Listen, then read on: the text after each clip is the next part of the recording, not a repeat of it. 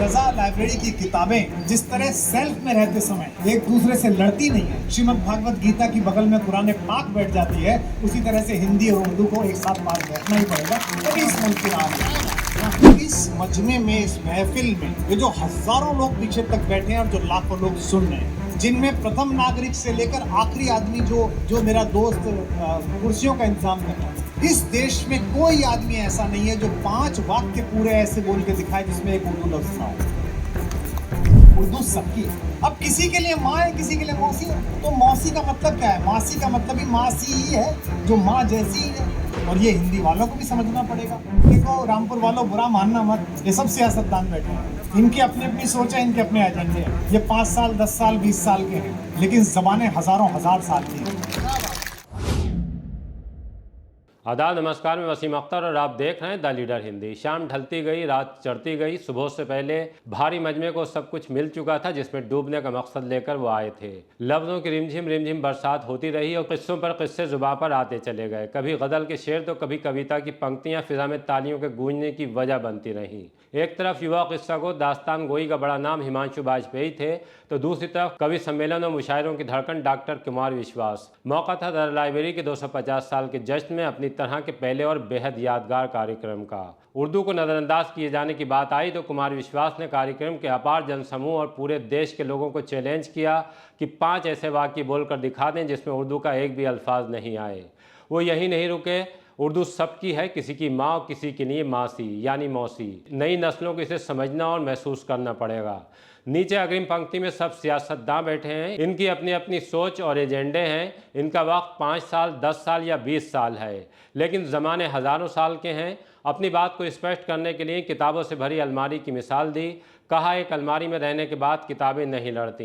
इसी रज़ा लाइब्रेरी में कुरान पाक की बगल में भागवत गीता रहती है। ऐसा बनना है हमें। किताबों के नशे का आह्वान किया, ये कहते हुए कि इसके बाद फिर हर नशा बेकार लगने लगेगा। बात बहुत लंबी चली और बहुत दूर तलक गई है। बहरहाल जो कार्यक्रम में मौजूद रहे उन्हें बेहतरीन कार्यक्रम का हिस्सा बनने के लिए बधाई। जो नहीं जा सके वो हमारा मुख्तसर सा वीडियो देखकर अंदाज़ा लगाएं कि उन्होंने क्या मिस किया है।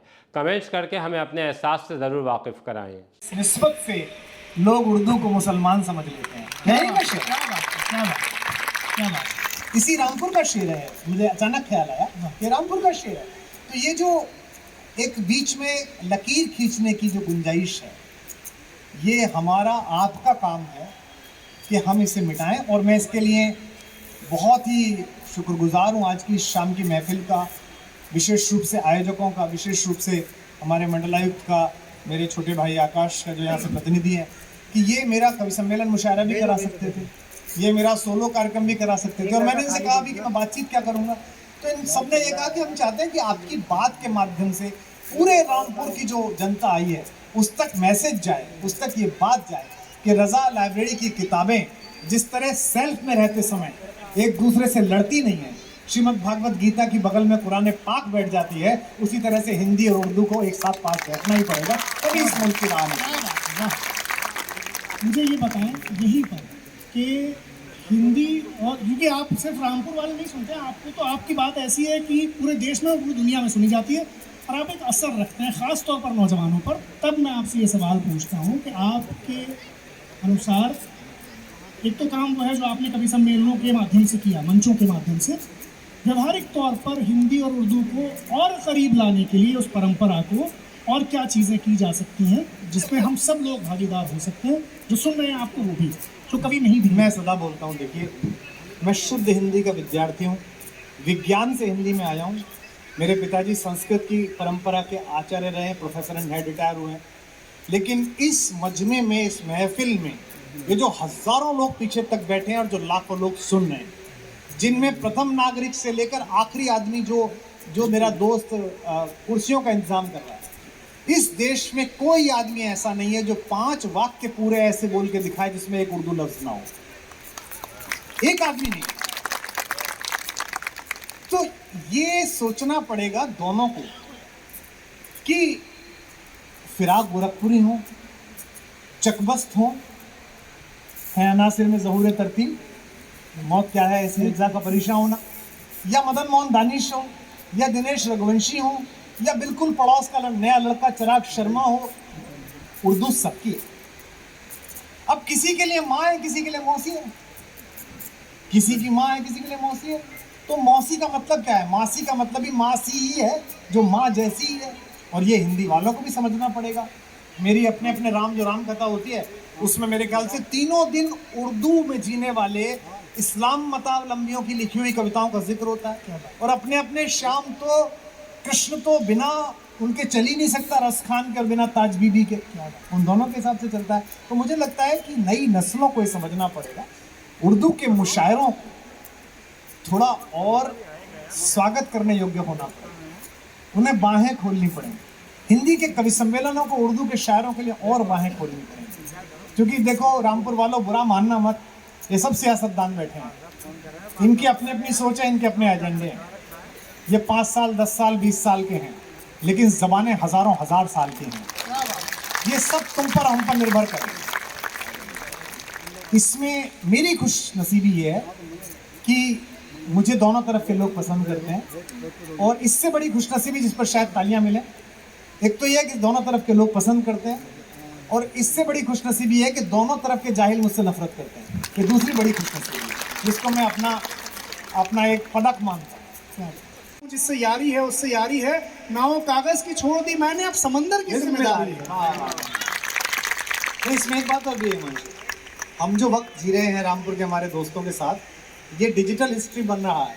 जैसे 250 साल की हमें लाइब्रेरी दिखाई गई है, 250 साल बाद ये वीडियो भी रहना है बेटा, इसमें तुम्हारा चेहरा भी आना है, मेरा चेहरा भी आना है। तो ऐसा नहीं हो जाए 3 पीढ़ी बाद तुम्हारे जो वो बच्चे हैं, पोते फड़पोते, वो कहें कि दादाजी बड़े अजीब से मुंह के वाले आदमी थे, ना हंसे ना रोए ना ताली बजाई ना कुछ करा।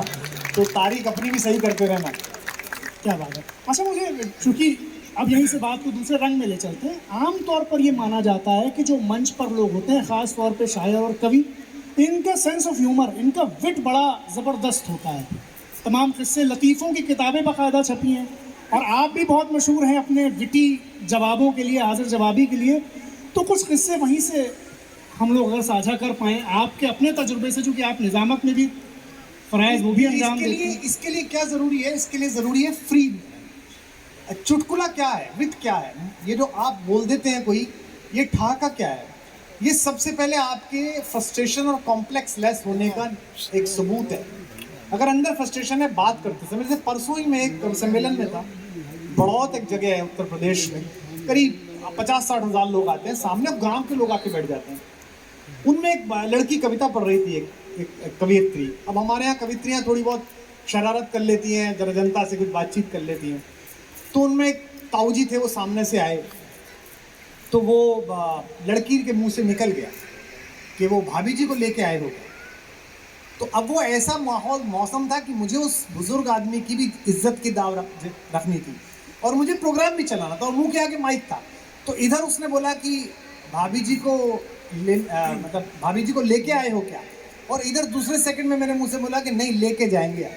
तो वो इतना ज़्यादा विट पैदा हुई, ताली पैदा हुई उसमें। जैसे फिराक साहब का बड़ा मशहूर किस्सा है कि फिराक साहब बड़े बेपरवाह रहते थे, दाढ़ियाँ बढ़ा ली, कुछ हुए थे। मुशायरे में नूर साहब उन दोनों जवान आदमी थे, कृष्ण बिहारी नूर साहब। मेरे ऊपर भी उनकी बड़ी मोहब्बत थी, और मेरा सौभाग्य है कि मैंने शुरुआती मुशायरे नूर साहब के साथ पढ़े। पहली पढ़ाई हुई जो घर में किताबें पढ़ी, तो उनमें मैं एक सौभाग्यशाली बच्चा था कि मेरे पिताजी हिंदी के प्रोफेसर थे, लेकिन शहर में, वो छोटे से कस्बे में, उनके पास लिखने पढ़ने वाले लोगों के आने का सिलसिला था।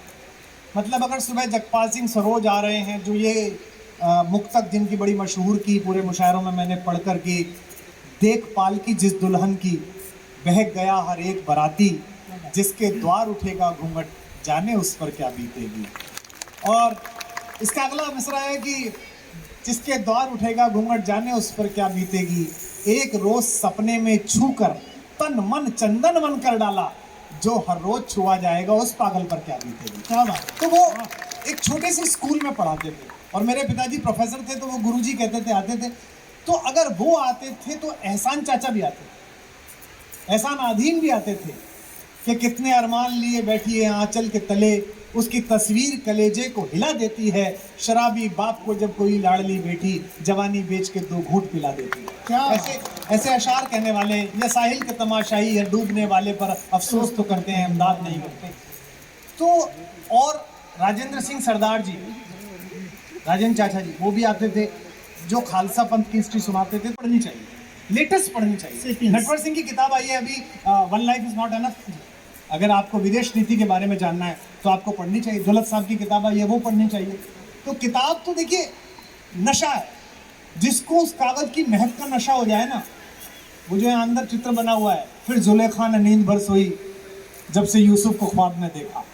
जिसको किताब का नशा हो जाए उसको सब नशे बेकार है। तो मेरे को किताब का नशा है। अभी आप मेरी वैनिटी वैन में थे, वहाँ भी किताब रखी थी। रामपुर से दिल्ली तक का, मेरे घर तक का सफर 3-4 घंटे है। उसमें भी ये जो हमारे आदरणीय उत्तर प्रदेश पुलिस और केंद्र सरकार की पुलिस है, इसकी कृपा की वजह से वो 2.5 घंटे में पूरा हो जाता है। लेकिन 2.5 घंटे में भी 30-40 पन्ने जो भी किताब इस समय रखी होगी उसके चलेंगे। तो किताब का नशा पाल लीजिए, आपको पता चलेगा पूरी दुनिया के नशे बेकार हैं इस नशे के आगे। ये मैं आपसे कहना चाहता हूँ। क्या बात है। अच्छा, इसी से जुड़ा एक सवाल है जो बहुत लोग जानना चाहते हैं। ये जो आपकी मेमोरी है, जो स्मृति है आपकी, जो हाफिजा है, ये क्या किसी रियाज से आया है, किसी रिहर्सल से आया है, या किताबों से आया है, या ये कुदरती तौर पर, या ये मंचों के एक्सपीरियंस से आया है? ये कैसे आया? ये गुत्थी बहुत लोग समझना चाहते हैं इसमें। नहीं, देखिए, इसके लिए तो सबसे है कि आप जिस पल में हो उस पल को जीने की कोशिश करें। जैसे किताब को जीने की कोशिश करें। राग दरबारी सबने पढ़ी होगी, मुझे उसका पहला पन्ना याद है, यहाँ से भारतीय देहात का महासागर शुरू होता है। गुलाम का देवता सबने पढ़ी होगी, उसका पहला पन्ना याद है। रश्मि रथी जब मैं पढ़ाने गया था 1993 में, तब मुझे पूरी याद थी। तो मैं जिस कस्बे में पढ़ाने के लिए गया, जो जहीं लोग बैठे हैं, वो श्री गंगानगर, आप जानते हो, राजस्थान में बड़ा खूबसूरत सी एक जगह है।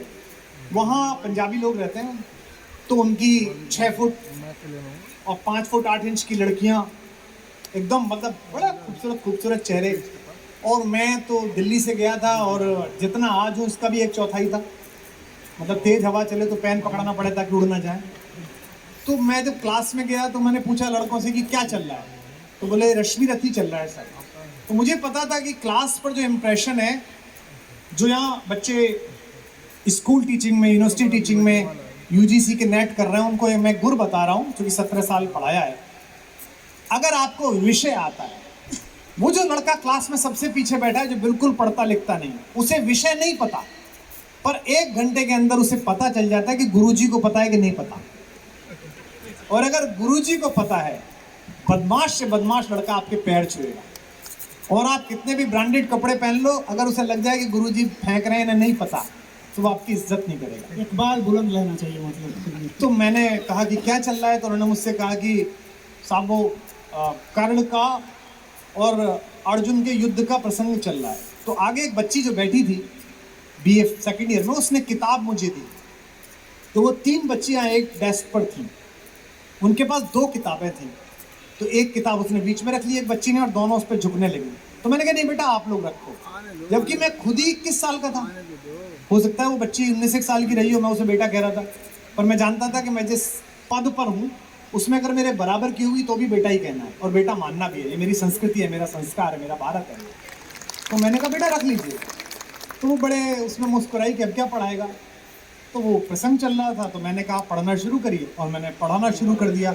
चल रहा महाभारत का रण, जल रहा धरित्री का सुहाग, फट कुरुक्षेत्र में खेल रही नर के भीतर की कुटिल आग, बाजियों गजों की लोथों में गिर रहा मनुज का छिन्न अंग, बह रहा चतुष्पद और द्विपद का रुधिर मिश्र हो एक संग, गत्पर गह रही सुधर भूधर से लिए रक्त रंजित शरीर, थे जूझ रहे कौन्तेय कर्ण क्षण क्षण करके गर्जन भरी। मैंने कहा आओ बेटा इसका अर्थ बताते हैं। सब वो क्लास निपटी 1 घंटे की, और वो आखिरी क्लास थी, शनिवार का दिन था। क्योंकि मेरी माँ ने कहा बेटा शनिवार को ज्वाइन कर, थावर थूनी गाड़िए मंगल बसिए गांव, तो फिर तेरी नौकरी बनी रहेगी।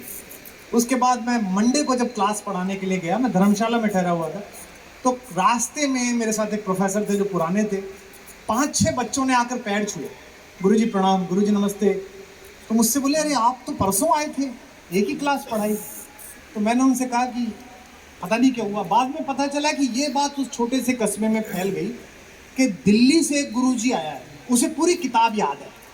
तो किताब याद करना या कोई याद करना, आप रट के याद नहीं कर सकते। आपको उस शेर में, उस कविता में, आपको अंदर तक खुद को डुबोना पड़ेगा, अंदर तक ले जाना पड़ेगा। आपने अगर उसे पढ़ते समय जिया है, पढ़ते समय अगर पास की मीनारें, पास का बाग, गुजरते हुए लोग, चाय की आवाज़ें सब जीरो हो गई, तो वो किताब आपके मन में छप जाएगी। हो सकता है कुछ दैवीय चमत्कार भी हो, भगवान की कृपा भी हो, उनके प्रति भी मैं कृतज्ञ हूँ ऊपर वाले के, लेकिन अभी तो ऐसा है कि मुझे चीज़ें याद रह जाती हैं और उसी के बल पर मैं कभी कागज़ नहीं मैंने रखा, कभी सामने नहीं देखा। 3-3 घंटे के कार्यक्रम किए हैं, शारजाह, दुबई, अमेरिका, सब जगह चल रहा है ऐसे।